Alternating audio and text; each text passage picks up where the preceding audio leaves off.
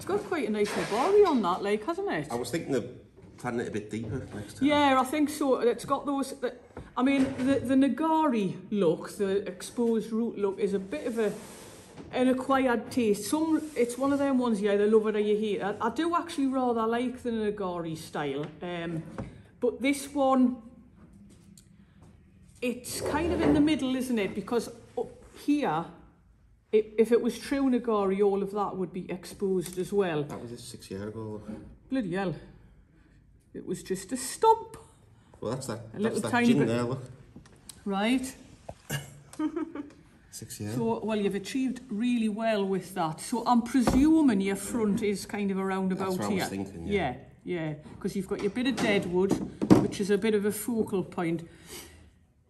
Now, my first thoughts when I look at this tree is it's a bit domey. Yeah. You know, it's a bit of definition. Yeah, it's a bit too full.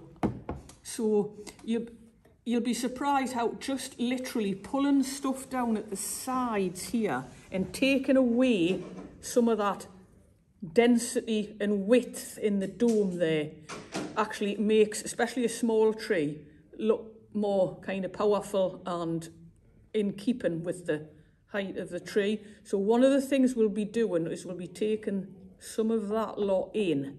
Right. And can you see how the dome will be more like that? Yeah. And we need some, as you say, some definition, some separation in the foliage pads a little bit. Now the thing with the small trees is often people try to go a little bit overboard with making too many little foliage pads, and it's often better to make, say, about 2, 3 good defined foliage pads and then the apex. Right, okay. Do you see what I mean? Yeah. Rather than like a little one there and a little one there, because they start getting very bitty.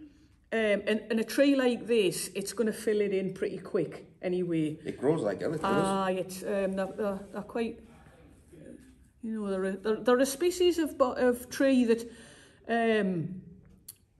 isn't used so often in bonsai, but you do see some really good specimens, and you know Ray Clumes up in Carlisle. He's got some great ones. He really knows his stuff when it comes to working. And is that one that won the expo? So what species is this? What species is it? It's a boulevard.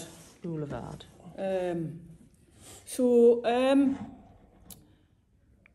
Yeah.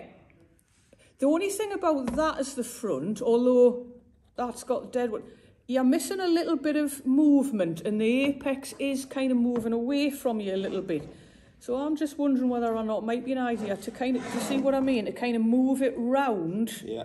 You get a bit more movement. You still see the deadwood, and you get that real width of the nabari there. Now, as you say, if you want to drop it down, that would work. Or sometimes what I do, if you're not so keen on some of these little holes, I kind of fill these up with a little bit of keto. Yeah. So it looks like it's kind of raised up, but it's not that. Yeah. Do you know what I mean? What do you think about removing any of the roots? Think about what? Removing any of the roots. There's one in particular that stands out. Yeah, that one there is particularly, and even both of them are not great, and possibly that one there as well. The only thing, and even that one, so that one, so then your nabari would be a little bit less, but certainly not any, certainly wouldn't be insignificant, because it's really quite good. And again, fill that little hole in the gap there, fill that hole in there. If you've got rid of that one, that'll not matter, but you can just hep it up just a little bit. Do you see what I mean? Yeah. So I would choose, if it was my tree, I would choose that as the front, and then you've got this as your main character branch. So then that pulled down can start at the beginnings of a bit of definition in that foliage part, right? So if you start putting on some of the thicker wire, and we can pull that down, we have got a little bit of an issue in the apex there from this is the front, but that would be easily remedied. You know, obviously from there, you kind of, it kind of feels like that's the way it wants to go. But from here, the apex is kind of a little bit. Yeah. So, so if you start to get some wire on the thicker branches to start with, and then we'll move some of them around. Yeah, no problem. Right, and then we can make a little decision, because there always going to be a few little bits and bobs cut out. You know, some of the little bits in there. I don't think we need to take off anything major. Yeah. Right. I took one branch off it not long ago just because they were quite parallel. This big one. Right. So yeah, just a little bit of tidy up, like you would junipers use. Just get in there and clear the way, unless it's a particularly long leggy. Thank you very much. No sugar in it. Don't take sugar in it. No. Unless it's a particularly long leggy branch, and then to look to kind of push it back and get some, you know, some foliage, getting a bit of strength in there. But to be honest, looking at the tree, I don't really think you've got anything to worry about in that context.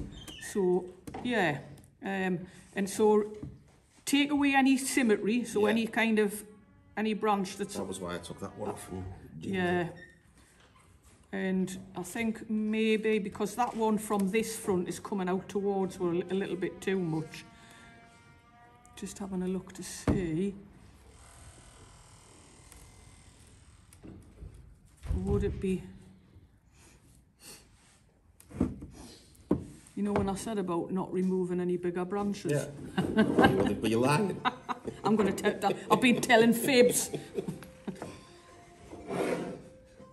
See if that's gone. Yeah, you see more of the trunk movement, they see the trunk, the movement, the dead wood, and this wants to come down just a little bit, right? Like so. Yeah. Yeah. I would take that. I wouldn't bother ginning that because it's take it right back at the trunk. Yeah, because it's going to cross over the gin that's already on, and it's going to look a bit weird on the eye. So take that one off and start to wire everything else, right? Sound. I had a repot this year, so it's done alright. A good repot, because it had been slip potted last time it's been done. Yeah. So it just wants the bottoms of the foliage pads just cleaning up.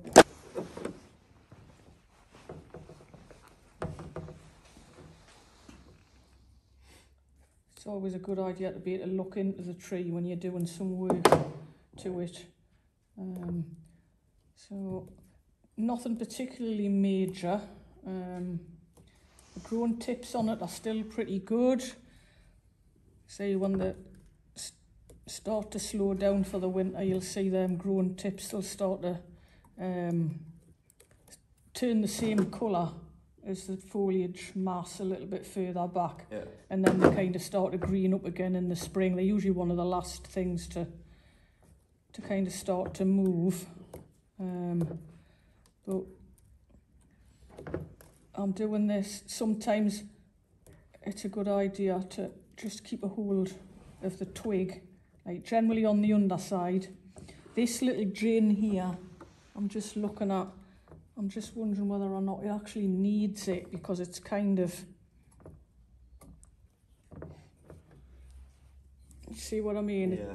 It's kind of lost a little bit within the foliage. We'll hang on to it for now and just see, because we're going to manipulate a few little things around. So all I'm doing is I'm just removing anything that's pointing down, as long as there's a good amount of foliage on the top bit.